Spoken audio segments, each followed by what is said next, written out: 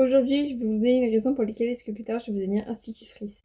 Donc déjà, ce qu'il faut savoir, c'est que j'ai eu énormément d'envie d'énormément de métiers jusqu'au... Je veux dire tout au long de ma vie, mais jusqu'à mon existence d'aujourd'hui.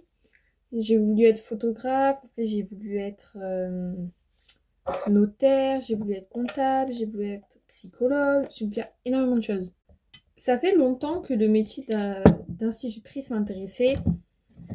Mais je me penchais pas plus sur le sujet, peut-être parce que quand j'étais petite et tout, genre, je m'en foutais un peu, je voyais des maîtresses toute la journée. Ça me donnait peut-être pas forcément envie de devenir institutrice. Et là, je sais pas pourquoi, en grandissant, ce métier me plaît énormément. En fait, j'ai un contact avec les enfants. Enfin, je vais pas devenir institutrice dans les écoles de maternelle. Ça, c'est pas mon but. Moi, je deviens institutrice pour enseigner aux enfants des choses qu'ils ne connaissent pas, leur donner des méthodes. Parce que à la primaire, ou même encore aujourd'hui, quand il y a mes potes ou bien des élèves dans ma classe qui n'arrivent pas à faire des exercices, etc., c'est peut-être parce que je suis une bonne élève. J'arrive à leur expliquer d'une autre méthode, d'une autre façon que le professeur, et c'est tout le temps avec mes mots à moi qu'ils comprennent. Enfin, après, ça dépend des matières.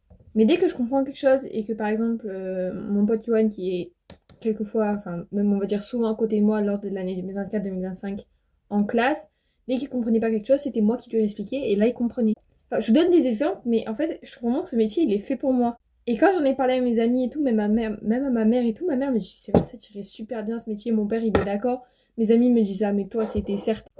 Les gens me voient de fou institutrice, en fait. Et ça fait plaisir parce que, comme quoi, même si, c'est pas que j'ai encore du temps devant moi, c'est que c'est compliqué parce qu'après, il va y avoir les orientations. euh, Enfin, ça va être compliqué. J'ai pas vraiment encore plus de temps pour moi parce que l'éducation nationale, au plus ça va, au plus t'es jeune, au plus on te demande ce que tu veux faire. Là, je sais que ça va pas tarder. Donc, vraiment, je me focalise sur mon truc et c'est vraiment ce que je veux faire. Là, moi, pour le coup, avant, je voulais être notaire, mais quand parce que je me penchais sur le sujet, etc., quand je me suis vraiment penchée, je me suis dit, ça va pas être pour moi.